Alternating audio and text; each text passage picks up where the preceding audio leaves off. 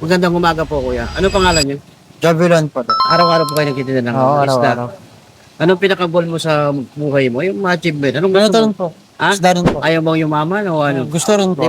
Di ba ang goal natin, meron tayong goal sa buhay. Oo. Gusto natin, maganda yung buhay natin, maganda yung katayuan, tulad ng maganda edukasyon, Edukasyon, nakapagtapos yung ano natin. Oo. Tapos, yung kasikatan, di ba gusto mong sumikat din, yung mga tao. Tapos, pinakamaganda, may magandang bahay, kayamanan. Pero, darating tayo na mawawala tayo sa buhay, sa mundong ito, di ba? Opo. Tulad nakita mo si Rene, yung basketball player na matay. Sikat sa buong Pilipinas, di ba? Oo. Kahit yung mga PBA, na ano nila, nanginginayang sa batang yun. Pero, lahat tayo, mangyayari mamamatay lahat. Oo, lahat man tayo. Oo. Kaya kailangan handa tayo.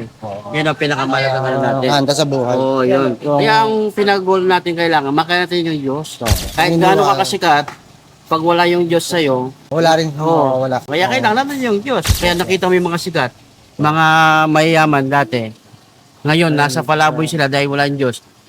Nalulong sila sa hindi maganda. Pag nasa iyo yung Diyos, lahat yan, Dikit sa'yo. biyaya darating sa'yo. Kaya sa atin, kailangan yung pinaka-goal natin, although nagtatrabaho tayo, kailangan hanapin natin yung kaligtasan natin sa kabilang buhay. Kaya lang naman yung kaligtasan natin Oo. hindi sa taas. Kailangan manatili tayo na isa lang ang Diyos. Kaya Naniniwala ka ba na may Diyos na lumikha sa atin? meron ko yan. Maniniwala ka ba ang Diyos ay iisa? Isa lang. Oo. Kasi pag tinawag ng iba, tatlo yung Diyos. Eh. Kaya nga ko yan.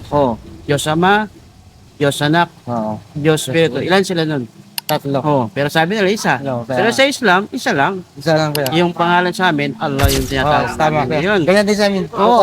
Sa amin sa probinsya. Oo. Kami Cagayan Valley. Yun ang alamin mo na isa lang ang Diyos. At ang pamamaraan na pagsamba natin yung ginawa ni Jesus Christ. Kaya si Jesus, yung sinong tinatawag na Diyos, yun ang dapat natin tawagin. Isa lang po kaya. Yung pangalan niya, Allah. Si Jesus hindi siya anak ng Diyos. Kaya nga. Pagod siya ay propeta lamang, Propeta lang. sugo ng tagapagluto. Ko kahit nagtatrabaho tayo, susumingap tayo, kailangan alam natin sa ng Diyos. Diyos. Kasi mamamatay tayo, tatanungin tayo sa kabilang buhay kung anong ginawa natin. Anong dadalawin natin? Hindi natin madadala yung magandang bahay mo, yung magandang sasakyan mo, yung mga anak mo, asawa mo. Yeah. Anong madadala mo? Dalawa lang. Yung gawa mong mabuti, Hindi, o masama. yun lang. Iba gusto mo ng paraiso. Yun ang alamin mo. Pag nagkamali tayo dito, kapatid ko, di ba, ayaw natin pumasok sa impyerno. Kailangan makilala natin kung sino may-ari ng paraiso. Sino may-ari ng buhay natin. Kung di mo kilala yun, hindi ka papapasok sa Kaya paraiso. Katulad ng bahay mo, may kumakatok sa hindi mo kilala, papapasukin mo. Hindi mo papasukin kasi hindi mo kilala eh. Malay mo kung kilala mo. Hindi. Halimbawa, hindi mo kilala, papapasukin mo, hindi. Hindi mo. Ganun din ang Diyos. Kaya may mga Muslim, hindi kami sumasamba sa mga propeta.